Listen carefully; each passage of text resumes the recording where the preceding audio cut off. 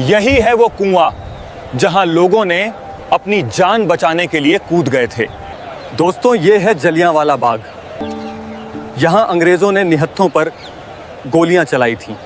तो वीडियो को पूरा देखें और चैनल को सब्सक्राइब कर लीजिए। इतिहास के पन्नों में कुछ तारीखें स्याही से नहीं बल्कि बेगुनाहों के लहू से लिखी जाती हैं। 13 अप्रैल 1919 यह महज एक तारीख नहीं बल्कि ब्रिटिश साम्राज्य के माथे पर लगा वह कलंक है जिसे सदियों की बारिश भी नहीं धो सकती। पंजाब के हृदय अमृतसर में स्थित जलियांवाला बाग की मिट्टी आज भी लाल है। अगर उस मिट्टी को मुट्ठी में भींच कर सुना जाए तो आज भी उसमें से चीखों, सिसकियों और आजादी के नारों की गूंज सुनाई देती है। लेकिन यह मौत का तांडव अचानक नहीं हुआ था। इसके पीछे कई सालों का धोखा, क्रूरता और एक ऐसे काले कानून की साजिश थी जिसने पूरे हिंदुस्तान की आत्मा को छलनी कर दिया था। कहानी की शुरुआत होती है प्रथम विश्व युद्ध 1914 से 1918 के दौर से, जब ब्रिटेन यूरोप के मैदानों में अपनी बादशाहत बचाने के लिए लड़ रहा था। तब हिंदुस्तान के लाखों वीर सपूत अंग्रेजी फौज की वर्दी पहनकर अपना खून बहा रहे थे।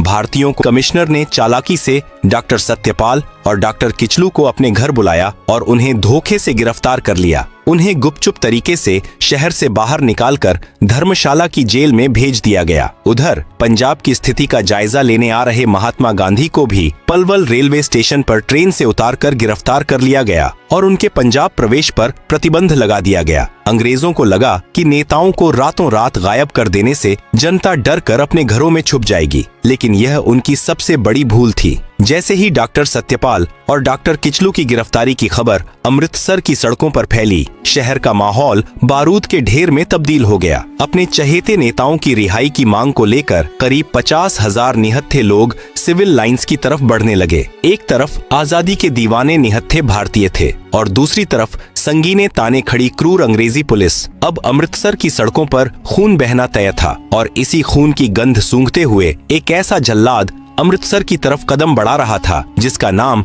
इतिहास में हमेशा के लिए नफरत का पर्याय बनने वाला था, जनरल रेजिनाल्ड डायर। 10 अप्रैल 1919 का सूरज जब अमृतसर के आसमान पर उगा तो किसी ने सपने में भी नहीं सोचा था कि यह अपने साथ खून की बारिश लेकर आया है। शहर के दो सबसे महबूब नेताओं डॉक्टर सत्यपाल और डॉक्टर सैफुद्दीन किचलू के अचानक गायब कर दिए जाने से जनता के दिलों में एक गहरा आघात लगा था। हजारों की संख्या में लोग, जिनमें महिलाएं, बुजुर्ग और युवा शामिल थे, अपने नेताओं का हाल जानने के लिए डिप्टी कमिश्नर के बंगले की तरफ कूच कर रहे थे। उनका मकसद कोई दंगा या फसाद करना नहीं था। वे बस अपने रहनुमाओं की सलामती की भीख मांग रहे थे और उन्हें आजाद करने की गुहार लगा रहे थे। लेकिन अंग्रेजी हुकूमत के सिर पर सत्ता का ऐसा नशा सवार था कि उन्हें हिंदुस्तानियों की हर आवाज बगावत लगने लगी थी। हालगेट पुल के पास इस निहत्थे और शांतिपूर्ण हुजूम का सामना अंग्रेजों की संगीनों से हुआ। बिना किसी पूर्व चेतावनी के अंग्रेजी पुलिस ने इस शांतिपूर्ण भीड़ पर सीधी गोलियों की बौछार कर दी। पलक झपकते ही सड़क पर लाशें गिरने लगीं। जिन हाथों में कुछ देर पहले तक शांति की तख्तियां थीं, वे अब अपने ही भाइयों के खून से सन चुके थे। अपने निर्दोष साथियों का लहू सड़क पर बहता देख जनता का धैर्य जवाब दे गया। जो भीड़ कुछ देर पहले तक शांति की अपील कर रही थी, वह एक उग्र तूफान में बदल गई। जिस गांधीवादी अहिंसा का पाठ वे इतने दिनों से पढ़ रहे थे, वह ब्रिटिश पुलिस की इस बर्बरता के आगे टूट गया। भीड़ का गुस्सा एक अंधी आग बन चुका था। अमृतसर की सड़कों पर कोहराम मच गया। क्रोधित और बेकाबू भीड़ ने नेशनल बैंक और अलायंस बैंक की इमारतों को आग के हवाले कर दिया। इस हिंसक झड़प में 5 ब्रिटिश अधिकारी मारे गए और कई सरकारी इमारतों को जलाकर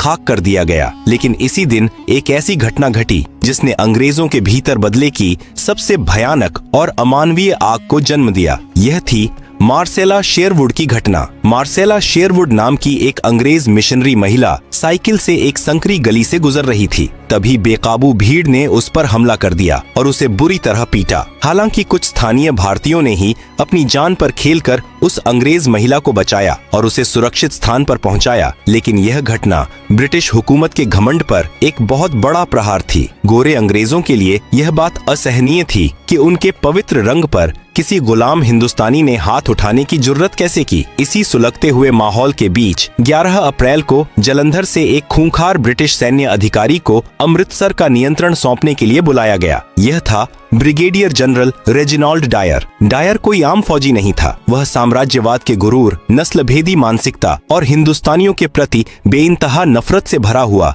एक क्रूर इंसान था। जब उसने मार्सेला शेरवुड पर हुए हमले के बारे में सुना तो उसकी आंखों में खून उतर आया। डायर ने अमृतसर पहुंचते ही शहर को एक छावनी में तब्दील कर दिया। उसने शहर की बिजली और पानी की आपूर्ति कटवा दी। 12 अप्रैल की शाम तक उसने शहर में मुनादी करवा दी कि 4 से ज्यादा लोग एक जगह पर इकट्ठे नहीं हो सकते। यह एक तरह का अघोषित मार्शल लॉ था। लेकिन डायर की चालाकी देखिए। यह मुनादी शहर के बहुत छोटे हिस्से में की गई थी। ग्रामीण इलाकों से आने वाले किसानों और आम लोगों को इस तानाशाही फरमान की कोई भनक तक नहीं थी। डायर का इरादा सिर्फ शांति बहाल करना नहीं था, वह तो हिंदुस्तानियों को एक ऐसा खौफनाक सबक सिखाना चाहता था जिसकी गूंज आने वाली पीढ़ियों तक सुनाई दे। और फिर आई 13 अप्रैल 1919 की वह मनहूस सुबह। यह पंजाब के सबसे बड़े त्योहार बैसाखी का दिन था। सदियों से बैसाखी का यह पावन दिन खुशियों, नई फसल के कटने की उम्मीदों और भाईचारे का प्रतीक रहा था। दूर दराज के गांवों से किसान अपनी पत्नियों और छोटे छोटे बच्चों की उंगलियां थामे नए नए कपड़े पहनकर अमृतसर के स्वर्ण मंदिर में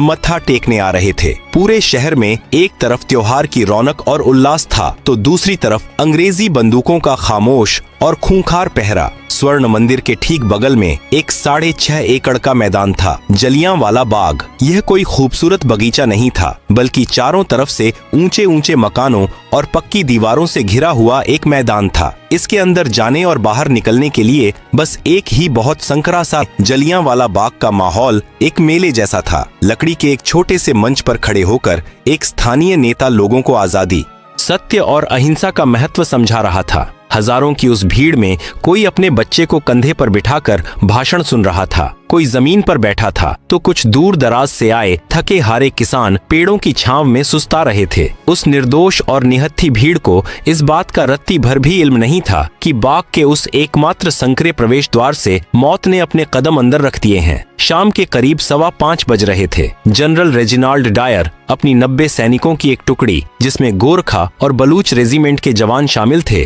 के साथ वहां पहुंच चुका था। बाग की तरफ जाने वाली गली इतनी तंग थी कि उसकी मशीन गन से लैस 2 बख्तरबंद गाड़ियां अंदर प्रवेश नहीं कर सकीं। डायर ने उन्हें बाहर ही छोड़ दिया और अपने सैनिकों को लेकर अंदर दाखिल हो गया। बाग में प्रवेश करते ही उसने सबसे पहला और सबसे खौफनाक काम यह किया कि उस एकमात्र निकास द्वार को अपने सैनिकों से पूरी तरह ब्लैक करवा दिया। अब वह 6.5 एकड़ का मैदान एक विशाल बूचड़खाने में तब्दील हो चुका था, जिसके अंदर 20,000 बेगुनाह हिंदुस्तानी किसी पिंजरे में कैद परिंदों की तरह फंस चुके थे। डायर के सीने में इंसानियत नाम की कोई चीज नहीं बची थी। उसने भीड़ को तितर बितर होने के लिए ना तो कोई चेतावनी दी, ना हवा में कोई हवाई फायर किया और ना ही किसी मुनादी का सहारा लिया। उसका मकसद उस भीड़ को वहां से भगाना नहीं, बल्कि उन्हें हमेशा के लिए सुलाना था। उसने एक ठंडी और बेरहम निगाह से उस अपार भीड़ को देखा और अपने सैनिकों को पोजीशन लेने का इशारा किया। अगली ही पंक्ति में खड़े 50 राइफलधारी सैनिक